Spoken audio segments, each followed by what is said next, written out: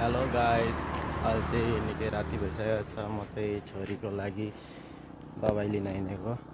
यो कहाँ भनेर सोच्नुहुन्छ होला, फेरि टाढा भनेर नसोच्नु होला, हाम्रै डिमोचाराली हो।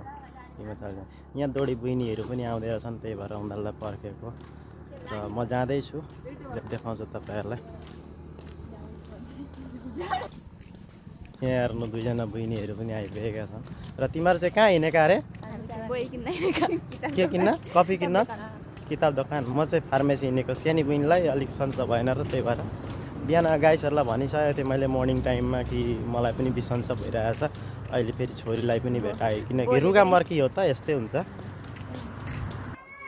हेर्नुहोस्, म फार्मेसी पनि आइपुगेको छु दबाई लिनको लागि। त्यो फार्मेसीको भाइ चाहिँ रहेन रहेछ र उसको साथी होला, सायद साथी चाहिँ बसिरहेको छ र उसको साथीलाई कल गर्नुपर्छ कि बा उसले दिन्छ, उसले पनि दिन सक्छ। किनकि यो फार्मेसीमा चाहिँ बहुत राम्रो राम्रो दबाई भेट्छ। हाम्रो एउटा भाइ छ, दास भाइ, र ऊ चाहिँ अहिले रोइना रहेछ, उसको साथी बसिरहेको छ। गाईको साथी बस्दा पनि साथीले पनि दिन सक्नुपर्छ नि त नि।